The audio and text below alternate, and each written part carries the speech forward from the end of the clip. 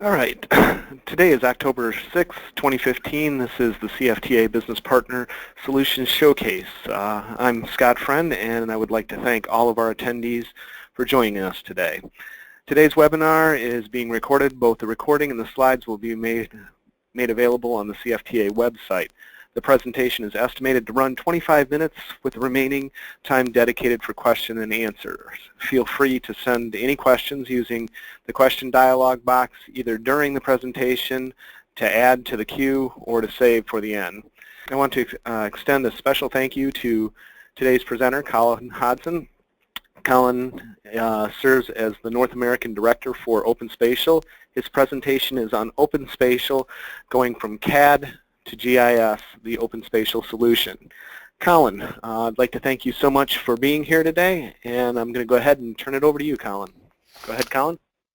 Okay, thanks very much, Scott. And I'm just going to share my screen. Hopefully everyone can see that. Right, I just want to check that my screen is visible. There we go, we should see that now. Thanks, Scott. I'm going to go forward. Yes, my name's Colin Hobson, and I'm from Open Spatial. And today we're going to just look at going from CAD to GIS. And so, you know, we'll look at what Open Spatial does in that area, because that's been a specialization for the company. As a company, Open Spatial has been developing our technology since 1994. We're both a technology and a services company, so we have our own software solutions. We have our head offices in Australia. I run the North American office, and we have a number of certifications and been doing this for a number of years. We have essentially 5 areas of software. We have editing tools in our product called Munsys, that's M-U-N-S-Y-S, and that's an application that runs on AutoCAD. I'll be showing you that today, and that's really how we bridge the gap between CAD and GIS, because it stores the data in a single database. So you can use CAD, but in effect you're building GIS data. It's multi-user, it's off-the-shelf, and it has a back-end database. Our web-based product is Enlighten, and it is a geospatial portal including an integration framework, a user management system, and a whole lot of additional business intelligence functionality.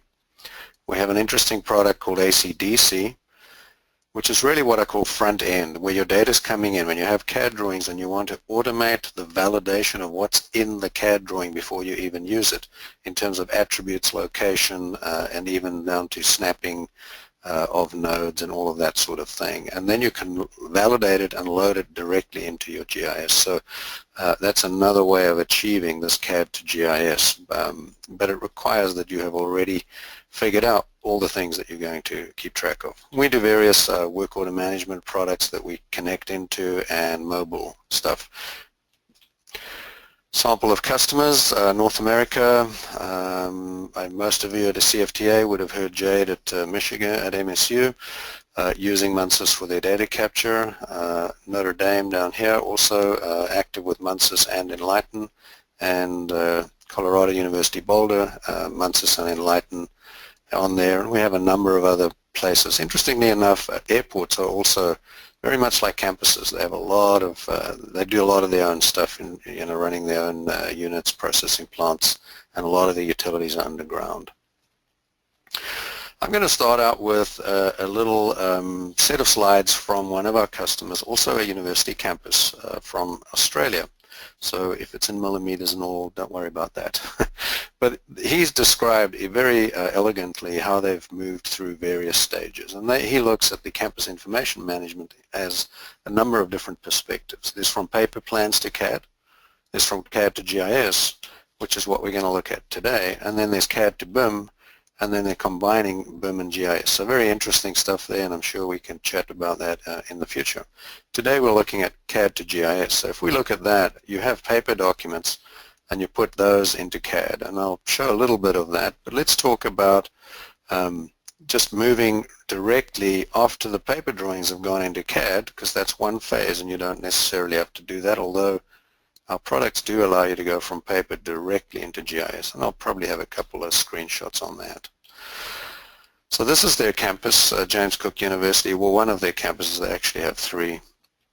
And it talks about CAD because it's precise, it's accurate, but it's not always the real world. It's often architectural engineering, and your units, if you're in Australia, may be millimeters and meters, and obviously we're using feet and inches here.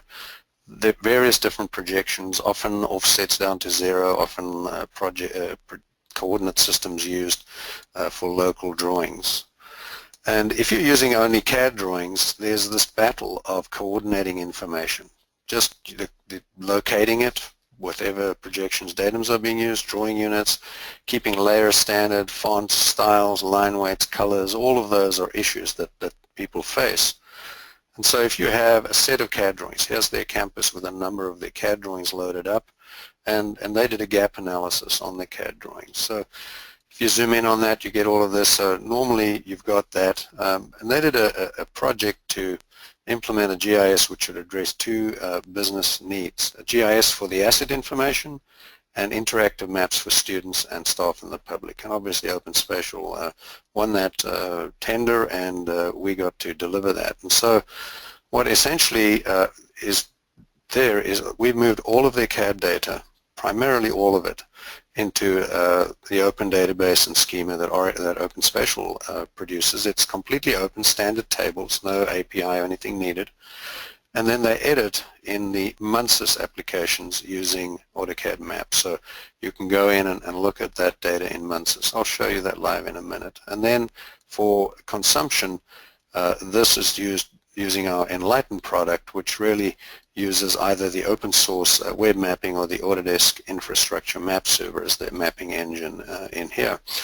So you're going from database, editing, to distribution in a web-based interface. One seamless single source of data. So let's talk about CAD to GIS. There's housekeeping. The first thing is just getting your CAD data cleaned up, organized, determining a control network, working through the survey points of known location, and then going through all your different CAD drawings, getting them to match the real world coordinate system. And here's some slides of the different utilities. So taking that data, preparing it, because you're going to take that and load it into a single database using the Munsys tool. So you can sort of add all of your utilities, communications, electrical, stormwater, sewer, water, chilled water, roads. And this should sound familiar because we've done it at a number of campuses. It's the same stuff. And paths, buildings, trees, they've got an arboretum there, the topographics, and coming that back so that you have that in a single database that you can then come back to query. So they're looking at about 1,007 drawing layers. And what we do is if you lay that all out, we simplify that down and really be able to drill into it. And what you're seeing here is actually Munsys on AutoCAD map. So the features here now have been taken and converted from CAD to Oracle spatial entities in tables. So when you click on something like this line here, here are the columns and all of the data. So moving from CAD to GIS, this particular product allows you to move your data into a database, otherwise known as a GIS, and also have the editing tools in the CAD environment to continue to edit and update that. So here you can see there's the columns and you can drill down into that. That data is geolocated. You can extract it all. Here's those same electrical cables, that same one, popped out into, say, something like Google Earth just to show we're georeferenced and pulling it all down there. So now, even though your data is in a digital environment, it's spatially located and it's in an Oracle database, you still have this need for map books. And so they still have their map book sheet. This is one of the 3 campuses. And they'll produce map books, what they then use to go and redline and mark. And kind of one of the things that seems to work well is take the CAD data you have, put it in the database, consolidate all the different versions thereof into one single source of truth. Create CAD drawings like this and get people, the experts for any of those utilities or your own crews or whatever, walk them around, let them draw on them, give you back paper. We've also done it for digital redlining. That, depending on the person and their stage in terms of use of technology. Sometimes the paper works better, sometimes the digital works better. But get that into the system so that you can now add in all of those as digital line work. Why do we do this? Well, it's a single source of truth. You can log in and get right into your asset information. And so that is really building out the data sets. We put it in a database and out of people's heads, so the institutional knowledge is gone. And then everybody can access that same information, whether you're using our Enlighten product or whether you're using the ESRI web products and other tools like, say, MSU does, or if you're using Enlighten as Boulder or Notre Dame are using. It becomes much easier to manage that information. You have it in a database. You can track who changed what, when they changed it, and everybody can do it. And so that's the heavy lifting of getting that data out of there and into that. And I'll just show you a couple more slides at James Cook for what they've done. So the next thing is, well, we've got all this data in there. Certainly we're not just CAD people can get to it. We want everybody to be able to get to it. And so that's kind of the next step. So we're using Enlighten. They're Enlighten. This is one of the, as you can see, they've got a number of campuses. Click on one campus. Here's that same data that we're showing in AutoCAD in Munsys out of the database, and you can see then they've got tons of utilities and layers you can turn on and off. There's functionality on the top, including trace analysis, redlining, plotting, and all of that. There's a panel on the right for doing any kind of hyperlinks or anything like that. That's the real map, interactive map, and so you can start zooming in and build it out. If you wanted a plot of that area, you could use the plot tool, and then on the panel here they've got all sorts of plot templates set up, and just hit that and it'll create a PDF. So this would be a PDF file of that plot sheet. One touch of a button, off you go. So just to show kind of that moving all the way from CAD into this, and people can move it. Should back up. Anything on the map, of course, has tooltips on it. You can highlight over it and drill down into it if you click and show information. Here's those same columns that you were showing in GIS. In fact, here in the web-based tool, these ones that are highlighted for this particular user, they can actually edit the attributes directly in the web environment, directly to the data set. And Enlighten comes with a framework where you can set right down to per column, per user in any given table what they can and can't edit. So build that out. Things like stats. You can drill down. Here's a building, and if we drill into the building, you'll see there's a buildings database, the building design information, the CAD drawings, wayfinding, building drawings. So these are each different database connections. So if we go to the CAD drawings, here's a URL of this particular, looks like a mechanical. You can open that up. There's a PDF of the mechanical for that floor, for that building. So just drilling down, here's hyperlinks right off of features on the map, and you can go straight to those. So you set that up. Say we select that building. Here's a read of the building, floor space by usage, and that's reading it live out of an additional database. So those interactive maps is really what delivers the data, but you've had to go from CAD to GIS and structured single source of truth information. And so that data is pulled and delivered through Enlighten, and they've been able to overlay that and pull it out there. And so now public access is in a simple desktop and mobile from anywhere in the world. So this is then looking at another at their data rendered up here. I think here we've got wayfinding, shortest path from there to there, running through their pathways is another application. So students can do that. You can see pictures of buildings, where you're going to go. Here's a building, and you're actually looking at the actual, 2 classrooms here with the computers in those rooms. So just showing you a little bit. The trees they have on campus, this is linking directly to that particular tree. Editing data, looking at these, this is an edit dialog managed in GIS. So that's essentially the system. We went from paper through CAD into GIS in Munsys and GIS in Enlighten. So our 2 products are Munsys and Enlighten. Editing tools in AutoCAD, web-based in Enlighten. Of course, the next steps for James Cook, which he's already done and delivered on, is to take the GIS and connect it through from CAD into BIM as well. If we look more local, the CAD stuff has these challenges. There's things like snapping, lines. I mean, here's some lines that are drawn. So if you just use that to try and get length of line, you're going to have a problem because this line was drawn as two pieces.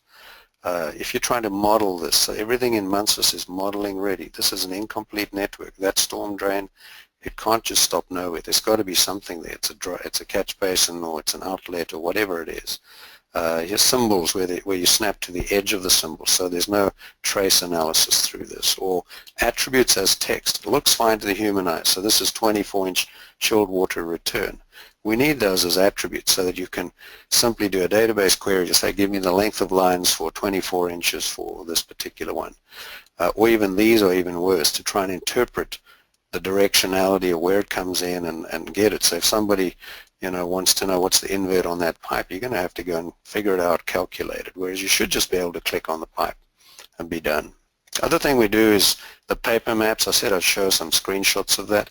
Here's some scanned plans. Often you have the old paper and you don't even have the CAD drawing. And I'm just going to whiz through this, but we can drag those in there, put them down on the map, georeference them, so little function on the menu shows 2 points on the image, 2 on the map, and it puts it there, and then we actually create that as a polygon feature and track that document so that you can then come in and use it at any time, turn it on, use it for heads-up digitizing, and there's usually a bunch of other information there. Or you can even go anywhere on your map. So here we are in Munsis. I've highlighted that area. I've said, run a simple query to say, show me all plans that we have available in that small little rectangle. And here's a list of them, and you can see they've been categorized for sewer drainage or even an ortho photo. And you can show that then in Enlighten. This is the browser, and obviously simple hyperlink here or here, and you can open up the document, and there would be the document. Just to kind of bring that through. Here's Enlighten, here's Munsis. This is the CAD data that's now been put into Munsis and has attributes. So that's a water pipe. You can see there's the table. It has an ID, a diameter, unknown material, so you might want to get that fixed, but it has start and end nodes. So we've built out a topological network right inside of the product. Here's an example of editing. So this is where Munsis bridges the gap between CAD and GIS. It looks like CAD. Over here, all your snaps, layers, layouts, everything is the same.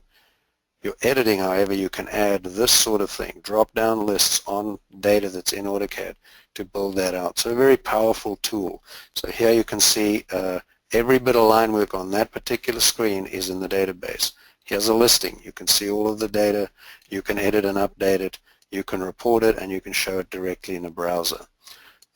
So all of these things, typically the kind of utilities you're dealing with, is to go from CAD drawings, single source of truth, and build out a connected, locationally correct data set, and then maintain that. So let's take a quick look at the product just so you can see that. I'll move it over here. So here's a campus, and we're in Munsis. I'm in map. I've connected. Let's say we're interested in this particular area here. Everything you're looking at here so far is just CAD. And if I pull in that there, I can connect into the data set and come in here and say, all right, let's look at, say, the water data for that particular area. And what I'm doing, instead of opening a CAD drawing, we've converted those directly into data and now into the Oracle database. So I just simply run a query. When you run the query, you'll see if I hit F2, it's actually pulled out, pipes, nodes, and each of those are different point, line, and polygon tables. And then on that data itself, if you click on it, you can show information, and there you have it. And so we've used the tools. You'll notice that the menus, if you're a CAD person, look a little different. For example, when I want to go in and add, say, a hydrant or a meter or any kind of valve, so they're on the menu. You just click it in there, it adds it in automatically. Even things like inserting, which will keep the attributes. So say I, for example, needed to put in a valve in on this particular line right here. I would simply go in and go insert say gate valve, and it'll tell me select the pipe. So if I select something else, it'll tell me no, that's not the right feature. Go in here and actually click this guy. And what it's done is it's split this into two. It's actually locked it, so the green color shows modified, but it's actually locked that object on the database because as this is a multi-user editing environment, and allowed people now to edit this.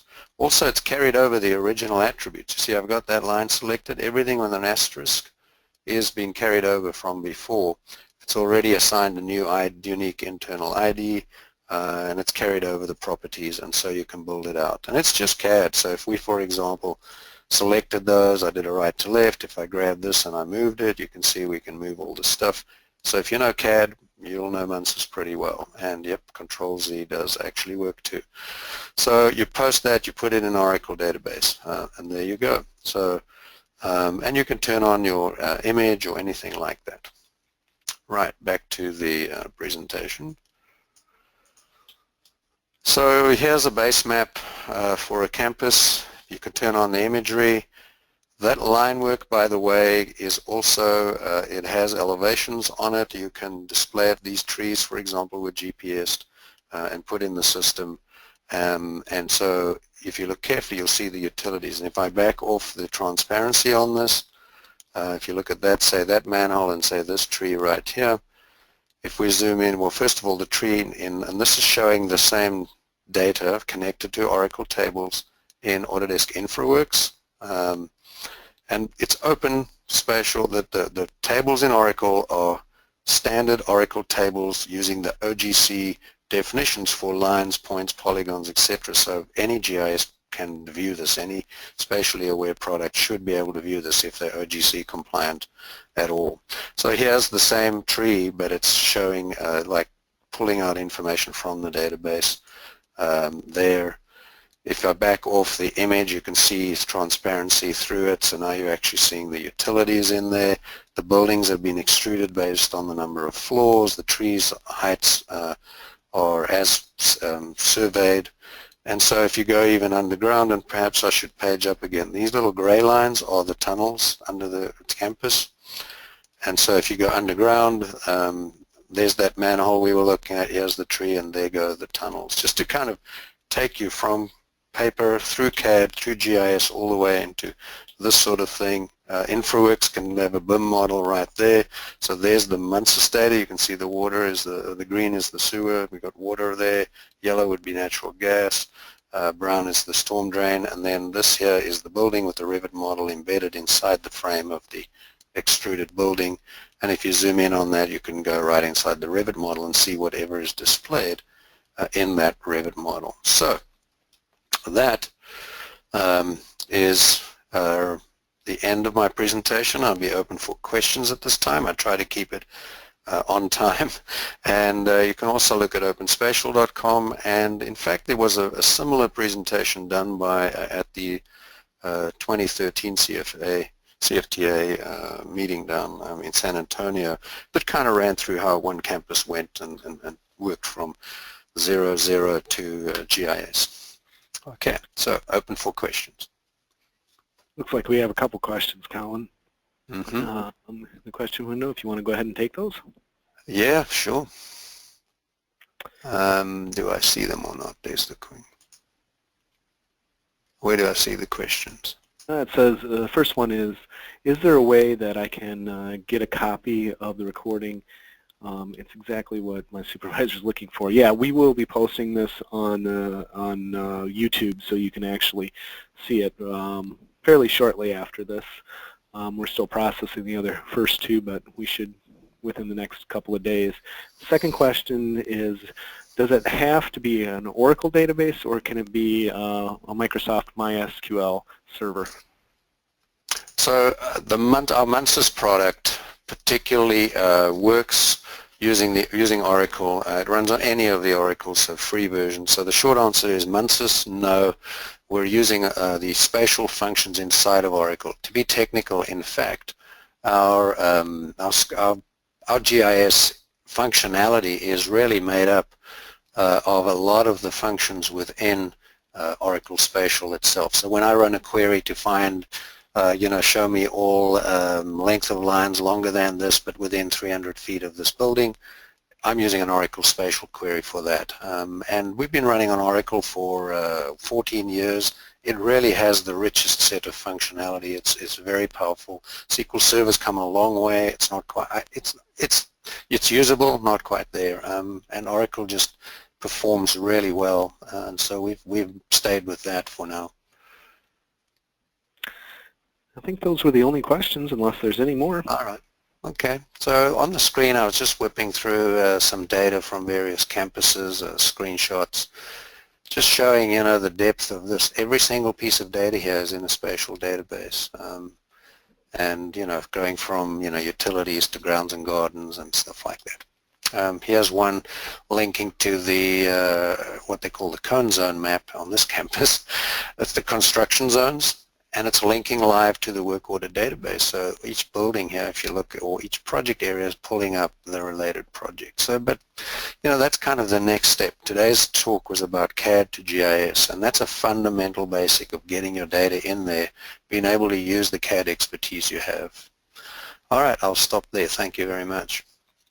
All right, well, thank you, Colin. And I would like to also thank all of our attendees who joined us today. So this is the end of our webinar for today. The next webinar in the CFTA Business Partner Solution Showcase is scheduled for 1 p.m. on Tuesday, October 13th, 2015, and the presenter will be Chuck Means, TJ Meehan, and Jason Frunkel with Autodesk and CAD Microsystems. Chuck, TJ, and Jason will be presenting on tools for the building owner. For more information on future webinars in this series, visit the CFTA website at www.cfta.org. And thank you for attending today. Bye. All right. Bye-bye.